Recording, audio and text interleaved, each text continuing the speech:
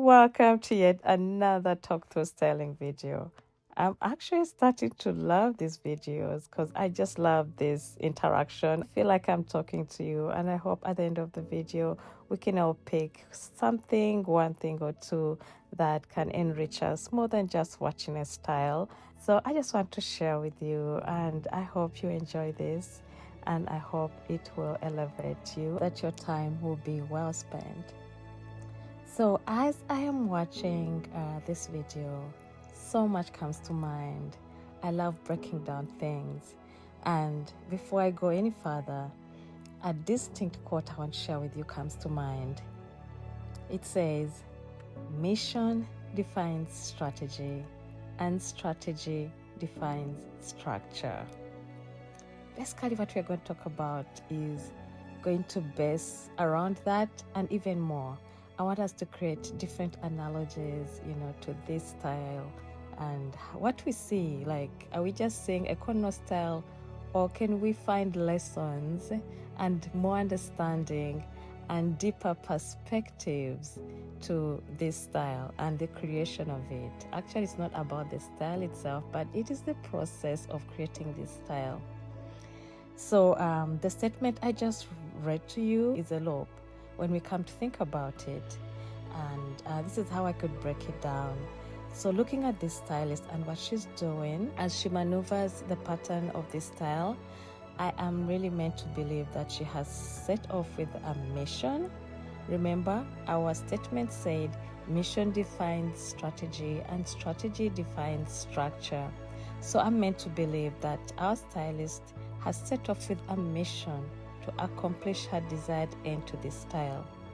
She has carved out a strategy, which strategy will eventually define the structure onto which the finished style will set. In simple terms, she has a mission of giving her customer a desired style. To achieve this mission, she must create a strategy on how she will accomplish the desired end style. As she works on her strategy, eventually a structure will be formed upon which our finished hairstyle will be based, all named, hence what we have called the patterned cornrow style, right? You can clearly see that I have taken time to think more on this process than simply looking at it at face value. Just to give you a little background on my thought process. So, I mostly live a solitude life.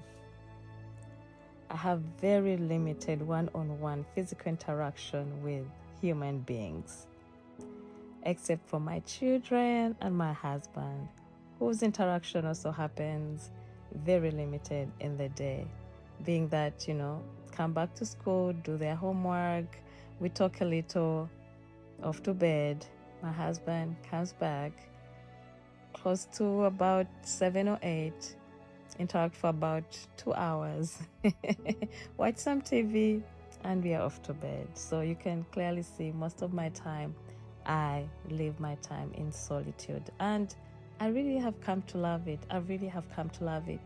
But what solitude does to you, it kind of helps you use your mind more. You know what I mean?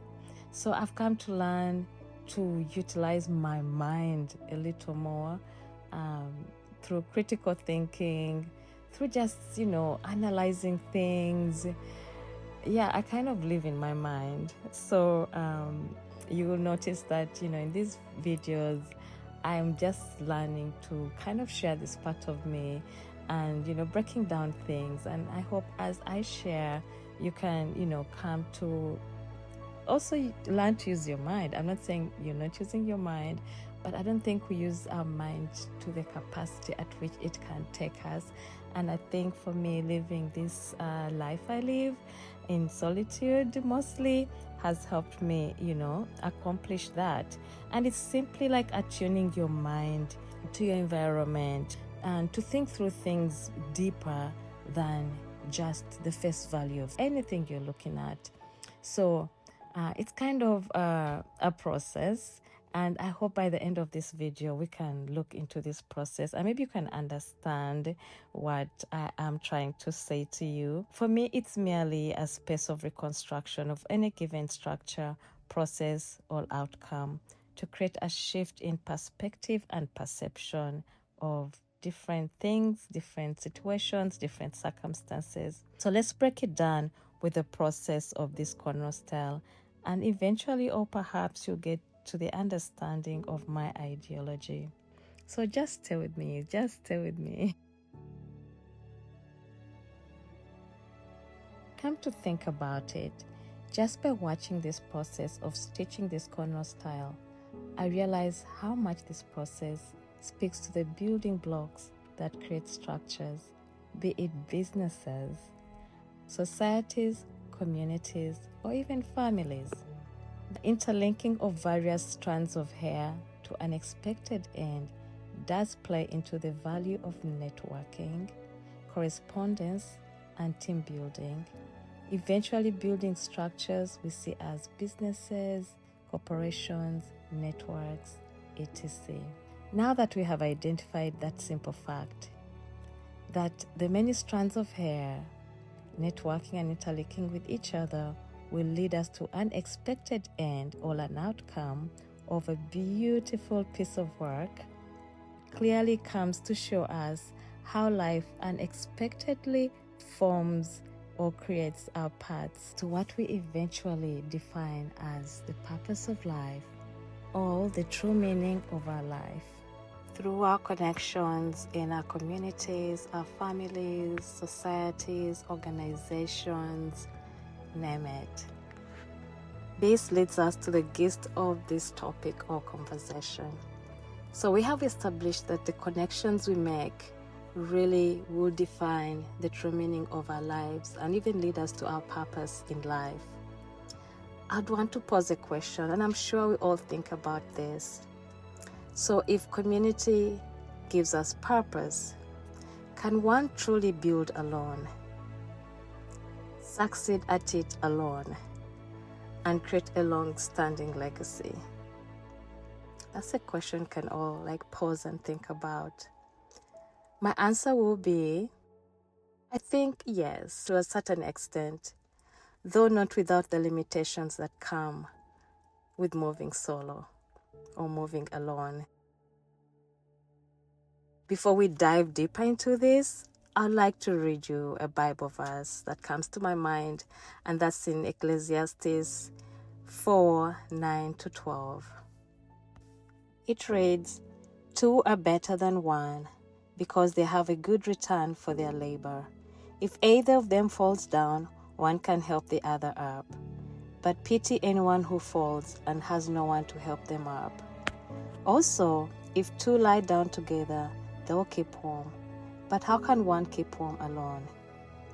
Though one may be overpowered, two can defend themselves. A cord of 3 strands is not quickly broken." It's therefore been made clear that teamwork indeed makes the dream work, as the saying goes. But as I love to question everything, I would definitely love to ask myself, is it really the standard we all must base our lives, our success, our purpose? Does it always work that way? Can't one really succeed moving alone? I believe that one can definitely succeed in a solo setting. And I also know that not all teams work. The one question one must ask, how far do I want to go? How much do I need to achieve? I don't believe there's a standard to life, but I do believe that there are certain principles when applied, they will definitely change the status quo. Standard principles like hard work, commitment, discipline, integrity, just to mention but a few. When applied in any setting, team or no team, will cause a significant shift towards the greater good of whatever you set out to do.